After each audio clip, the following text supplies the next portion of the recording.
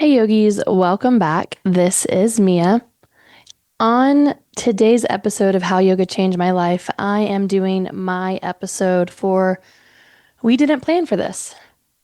Today, I'm talking about something I've shared a fair amount about with on the podcast, which is my Graves' disease diagnosis. I think there are a lot of pivotal moments since I have started practicing yoga up until this moment of life that have really challenged my yoga practice, my daily life, just kind of how I operate and navigate the world. But I think what has been unique about Graves' disease is just the time under tension that it's put me in. I was diagnosed over a year and a half ago. It felt very, very sudden. It felt very, very out of the blue.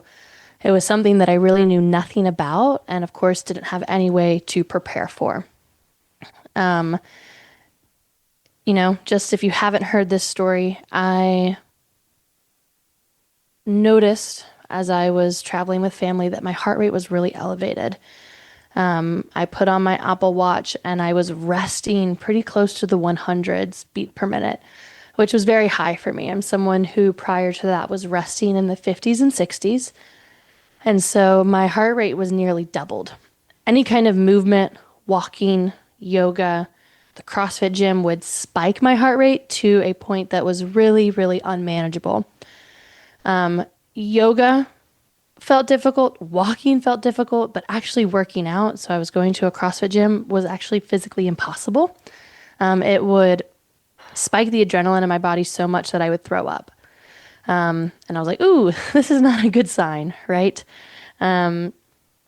Meanwhile, all of that is going on while I am teaching middle school, a job that is very high stress and can bring its own ailments, whether that is, hypertension, high blood pressure, a number of stress related ailments.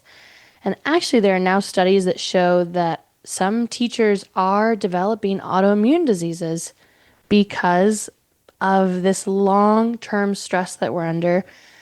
A lot of schools are decades old and actually have a lot of molds, asbestos that they're not going to admit to us. They don't want to take responsibility for that. So people are dealing with respiratory issues. And so part of me has wondered if some of this developed due to the environment that I was in. And then some of it, I think, was out of my control. I had no way to know or anticipate that this was coming. And so this might have happened whether I was working a middle school high intense position as an educator, a teacher, or if I was working a desk job. I really don't know. And so, Graves' disease, working as a middle school teacher, I did plan to open a yoga studio, and I received my diagnosis probably a month prior to us opening. On top of being engaged and planning a wedding, I planned my wedding all by myself. And so, not all by myself, my husband now and I planned it together, but I did not use a wedding planner. I did not have a coordinator. So, all of this going on in the mix, and Graves' disease really forced me to slow down. I truly, truly had no other option. I had yoga classes that were causing me to throw up. I couldn't stand the entire time that I was teaching, my middle school classes. I was struggling to stand the entire time that I was teaching yoga classes. And so my yoga practice as an individual changed drastically. I shifted a lot to strictly meditation, which was still very challenging because I could feel my heart pounding the entire time. Shavasana was difficult because I could feel my heart pounding the entire time. Yin and restorative were difficult because I could feel my heart pounding. And how frustrating to do this practice that I know should be down regulating my nervous system, which I know should be slowing me down, and nothing about my body is slowing down. So my heart is racing, my mind is racing. And it was very, very frustrating. I think the only thing that slightly prepared me for it was, self awareness around moments that I have been ill or moments that I have been injured can feel very, very daunting in the moment. I think 5 years prior to this, my back locked up on me because I had a stressful job, because I probably wasn't taking care of myself, because I did a workout that was outside of my physical capabilities. And I thought I wasn't going to walk again. Like I was like so devastated. And so a self awareness that I have this kind of hyperbolic mentality when injured and a hyperbolic mentality when sick, and knowing that I always did get through it. And so that was the only thing that I had to remind myself, like, this will not be forever.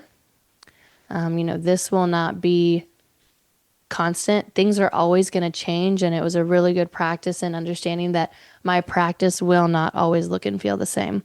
I wasn't able to do Warrior 2. Like, Warrior 2 was too much of a balance, a balancing act for me. I couldn't handle it.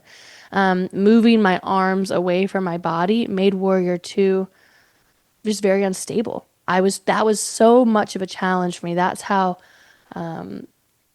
unstable my body was, how much instability I was dealing with. So I would have to keep my hands on my hips to kind of keep things closer to home. And so this put another factor on my plate while trying to do the things that I planned for myself, while trying to pursue a career that I find very fulfilling but very challenging. And it forced me to slow down. I had no other choice. It was a very hard thing on my ego. It was a very hard thing on my lifestyle. I canceled my gym membership, my YMCA membership. I, of course, wasn't doing a vinyasa practice of any kind. Hatha was still very difficult. Restorative and yin were very difficult. And so it also changed how I was like thinking about my body. I've shared that on here, like that physicality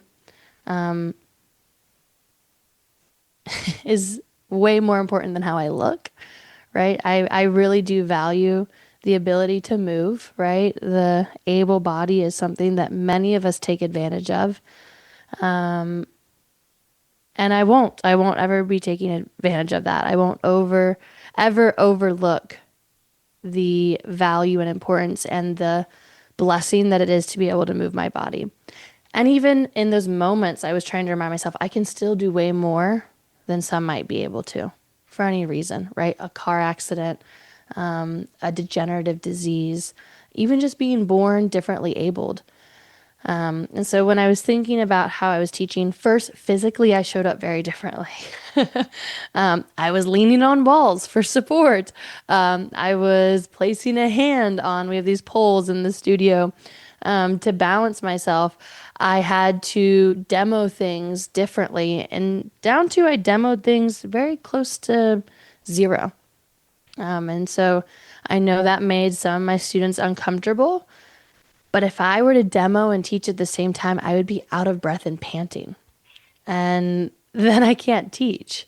And so it changed things physically, how I taught very much. And I've always been a believer that you can do whatever you want in my class. And it once again affirmed that for me. Like, I know I had to do whatever I needed to do in other people's classes. And so it reaffirmed that when someone is taking a break in my class, it is not personal. If someone is taking a different option in my class, it is not personal. And I actually have no way of knowing what the motivation behind that is. I've seen a lot more of it lately, and so perhaps it's on your feed also. The mats in the room, the desks in a room, and the little text over it, dealing with a death, dealing with chronic illness, didn't have breakfast this morning, a pet died, and right now, a parent or loved one being deported, right? Everyone is dealing with these components that we can't see, right? It's internal. And I think that's kind of what these episodes are speaking to of we didn't plan for this. And that was something that I learned from this as well, that I don't know what someone else might be dealing with, the way that no one could look at me and particularly tell that something was wrong. The physical symptoms, right, was weight loss, which many people complimented, right? Many people commented on and still have been up until this past month. I ran into someone and they said something about my weight loss to me. And to those that I did tell, well, actually, I'm quite ill. They said, well, you feel better, don't you, physically? And I think we attribute size to how we might feel. And even that is not accurate. And so, people are not able to look at me and know exactly what I am feeling or going through. And that once again was a very empathetic reminder that the same goes that I cannot look at others and know what they're going through. Not in my yoga class, not in my middle school classroom, and just not in the grocery store, not in any space that we're navigating. Can we know what other people are going through? And so, how can we attempt as much as possible to extend compassion? Because I know that's something I struggle with. And so, how do we operate in that sense? How do we extend grace? How do we not take things personally? Right? One of the four agreements, other people's actions are very rarely personal to us. And in some spaces, I am really good at remembering that. And in other spaces, I struggle, even still. And so that all has been going on, and in some ways is still going on. Some of my physical movement has returned to me, which I am very grateful for. My heart rate has gone down a little bit, a moderate amount. I'm still not resting in the 50s, but I'm definitely not resting in the hundreds, which I think is a much healthier place to be. And so it has really, I mean, and I'm 29, right? My birthday is coming up in December, and I don't think this will be the last challenge. I don't think that this will be the last hill to climb. I know that there are going to be constant things that challenge me physically, that challenge me mentally, that challenge me spiritually, right? Whether I want to connect with myself any further, because I was very tempted. I was very, very tempted to disconnect with my body because so many things were out of my control and so many things were uncomfortable. And I know that that's going to happen again. And I know that nothing is permanent. And to take advantage and to be grateful for what I can do in the moment, no matter the limitations. And to be grateful for what I can do in the moment if there are no limitations. And so many of us, it's easy for us to see the things that are limiting us. It's easy to see the things that are bogging us down, that are bothering us, that are our weaknesses. But what are the strengths in this moment? What are the things that you can do? What are the things that you can be grateful for? What can you reach up for overhead and take off the shelf for yourself? What can you bend down and pick up and access for yourself? What can you do to move around your own home and be in that moment? It's easy to forget, and hopefully, this is that reminder. So, before you close this podcast, I'd like to take a moment to pause, right? Pause before you get out of the car, pause before you start your next podcast episode. If you're able, close your eyes. Take a deep breath in, fill up your belly, lungs, and chest. Slowly let that breath go. Take another deep breath on your own. What can you feel in your own body?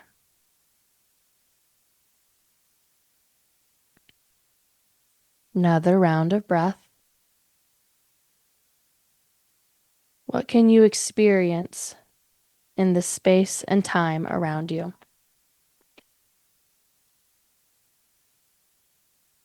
Final breath in. As you exhale, gently open your eyes if they were closed